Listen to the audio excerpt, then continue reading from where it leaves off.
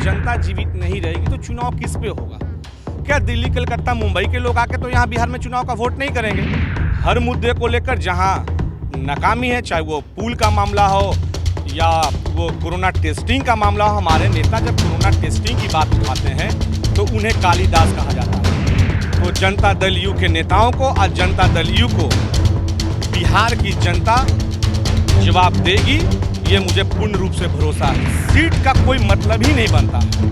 243 seat पे हमारी तैयारी पूर्ण रूप से की गई है। हमारे नेता देश के प्रधानमंत्री और जन ठाकुर जी की जब बातों को उठाते हैं तो उन्हें दलाल कहा जाता है। एनडीए इंटैक्ट है, एनडीए अटूट है, इसमें कहीं कोई दो राय नहीं है। नमस्कार, आप देख रहे हैं न्यूज़ फॉर नेशन और मैं हूं आपके साथ शिप्रा झा। बिहार एनडीए में सब कुछ ठीक ठाक नहीं चल रहा है। बीते कई दिनों से आपने देखा होगा जेडीयू और एलजेपी के बीच बयानबाजी के तीर चल रही है। जहां एक तरफ लोजपा सुप्रीमो चिराग पासवान ने नीतीश कुमार को लेकर कड़े तेवर अपनाए हैं, तो वहीं अब जेडीयू भी बर्दाश्त करने के मूड में नहीं है। जेडीयू की तरफ से भी पलटवार किया जा रहा है।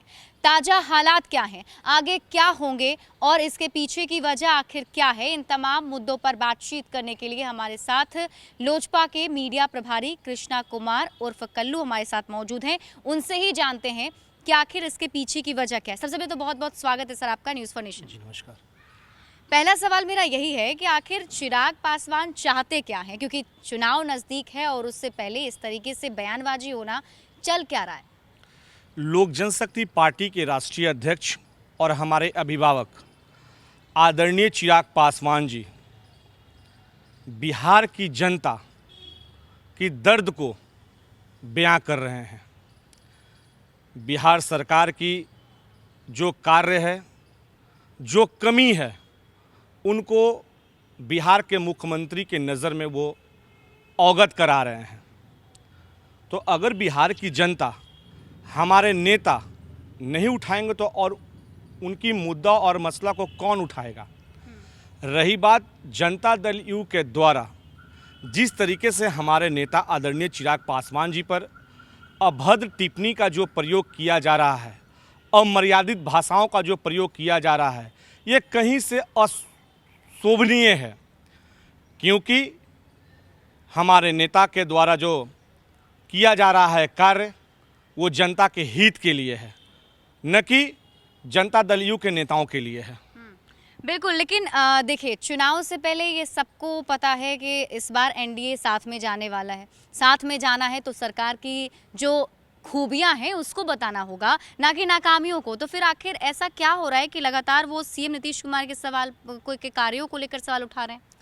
एक अच्छा गठबंधन धर्म का साथी होने के नाते हम जो हैं, जिस कमियों को नीतीश कुमार जी या उनके सरकार या राज्य सरकार जो पूरा नहीं कर पाई है, उसी कमियों को हम लोग माननीय मुख्यमंत्री और राज्य सरकार को अवगत करा रहे हैं, ताकि जनता के पास जब हम वोट मांगने के लिए जाएं तो जनता को ये बात बताए कि हमने अच्छा किया तो भी आपके सामने लाया, और हमने जब बुरा किया तो भी हमने आपको सामने अच्छा लाया, और इसके बाद जब आप अपना मत देकर हमें फिर से चुनाव में फुल बहुमत देंगे तो मैं अच्छा और क्या कर सकता हूं।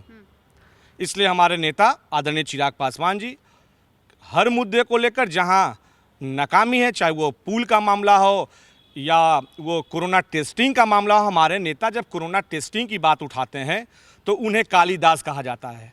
हमारे नेता देश के प्रधानमंत्री और जन ठाकुर जी की जब बातों को उठाते हैं तो उन्हें दलाल कहा जाता है। तो जनता दल यू के नेताओं को और जनता दल यू को बिहार की जनता जवाब देगी, ये मुझे पूर्ण रूप से भरोसा है। इसलिए कोई भी अच्छा नेता और अच्छा वक्ता का ये कार्य नहीं है कि अशब्द बात का वो प्रयोग करे। हमारे नेता आदरणीय चिराग पासवान जी हम लोगों को ऐसा गाइडलाइन देते हैं कि किसी भी व्यक्ति से और किसी भी नेताओं से या किसी भी मीडिया के साथियों से अगर बात करना होता है तो शब्दों का चयन उसे अच्छा से करके ही जाएं और तैयारी करके ही जाएं। किसी को अमर्यादित भाषा का प्रयोग नहीं होना चाहिए। अच्छा, चलिए, लेकिन कांग्रेस की तरफ से ऐसा कहा जा रहा है कि जो ये लड़ाई चल रही है जेडीयू और एलजेपी के बीच में, इस पे बीजेपी की तरफ से कोई प्रतिक्रिया नहीं आ रही और बीजेपी जो है वो कहीं ना कहीं चिराग पासवान को आगे करके जेडीयू को दरकिनार करने की कोशिश कर रही है। क्या ऐसा कुछ है क्या? नहीं, देखिए, ये राष्ट्रीय नेतृत्व का मामला है, इसमें मैं कोई टीका टिप्पणी नहीं करूंगा। बहरहाल मेरे लिए सिर्फ और सिर्फ बिहार की जनता की चिंता है, चाहे वो कोरोना टेस्टिंग का मामला हो या बिहार में बाढ़ का मामला हो। और हमारे राष्ट्रीय अध्यक्ष ने भी जिस तरीके से बिहार की जनता बाढ़ और कोरोना से त्रस्त है, त्राही इमाम हैं, उन्होंने चुनाव आयोग को अपने पत्र के माध्यम से चुनाव टालने के लिए भी आग्रह किया है। चूँकि देखिए, मैं आपके चैनल के माध्यम से ये बताना चाहता हूँ कि जब जनता सुरक्षित नहीं रहेगी, जब उनकी जान नहीं बचेगी, फिर वो वोट किसको करेंगे? चूँकि उन्हीं के वोट से हमें जीत के आना है, उन्हीं के वोट से किसी को हारना है तो किसी को जीतना है, ये तो तय है। इसलिए मेरे लिए और मेरे लोक जनशक्ति पार्टी के राष्ट्रीय अध्यक्ष आदरणीय चिराग पासवान जी के लिए सबसे पहला प्राथमिकता है बिहार की जनता की सेवा करना और सेहत का ख्याल रखना। बिल्कुल। ये भी कुछ लोग कह रहे हैं कि चिराग पासवान ऐसा इसलिए कर रहे हैं क्योंकि उन्हें सीट जो है वो ज़्यादा चाहिए और सीट बंटवारे को लेकर प्रेशर पॉलिटिक्स किया जा रहा है। विपक्ष का ये कहना है, आपको क्या लगता है? मैंने आपको पहले ही बता दिया, फिर दोबारा बता रहा हूँ कि सीट का कोई मतलब ही नहीं बनता है।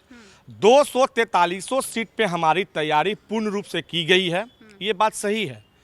चाहे वहाँ जनता दल यू या भारतीय जनता पार्टी या लोक जनशक्ति पार्टी के कैंडिडेट वहाँ से चुनाव लड़ें, हमें 243 सीट पर उतना ही मेहनत करना है जितना कि लोक जनशक्ति पार्टी अपने सीट पे करेगी।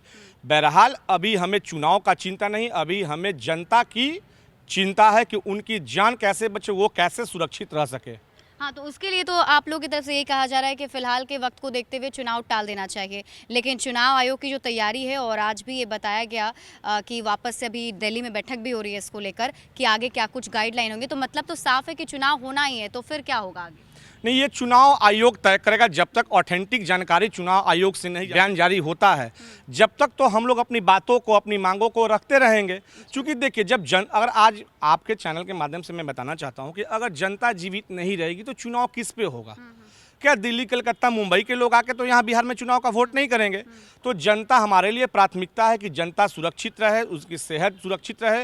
वो जितने भी काल जिसको कह रहे हैं, वो बाढ़ का काल हो या कोरोना का काल हो, यो त्राहिम इमाम हो, इन सबों से जब वो अच्छा हो जाए तब वो चुनाव कराएं, तब चुनाव जीताएं, करवाएं, यही है मेरी। इसके अलावा राजद की तरफ से भी देखा जा रहा है कि तेजस्वी यादव भी चिराग पासवान की काफ़ी साइड ले रहे हैं। इनफैक्ट जब बीते दिनों उन्होंने एक प्रेस कॉन्फ्रेंस किया था तो उसमें भी कहा था कि चिराग पासवान को भी वहां पर नीतीश कुमार के जो मंत्री हैं वो महत्व तो नहीं दे रहे हैं। और साथ ही साथ कल ही भाई वीरेंद्र ने ये कहा है कि अगर चिराग पासवान महागठबंधन में आते हैं तो स्वागत है, ऑफर भी दिया जा रहा है। नहीं, हमारे नेता में वो काबिलियत है कि हर लोग उन्हें बुलाने की कोशिश कर रहा है, लेकिन एनडीए इंटैक्ट है, एनडीए अटूट है, इसमें कहीं कोई दो राय नहीं है। तो एनडीए अटूट है, साथ में रहना है, साथ में चुनाव लड़ने जाना है, तो फिर ये लड़ाई क्यों? चूंकि ये लड़ाई नहीं है, ये जनता के हित के लिए हमारे आदरणीय राष्ट्रीय अध्यक्ष मसला को उठा रहे हैं। अच्छा। जब जनता ही नहीं सही रहेगी तो मैं किन मुद्दों पर और किसके सामने वोट मांगने जाऊंगा?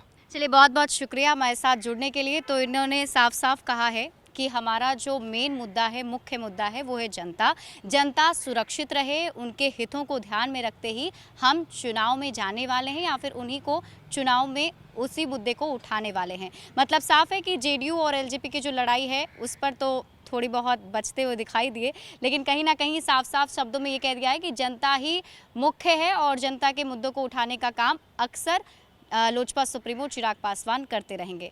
ज़्यादा अपडेट के लिए आप जुड़े रहिए न्यूज़ फॉर नेशन के साथ। नमस्कार।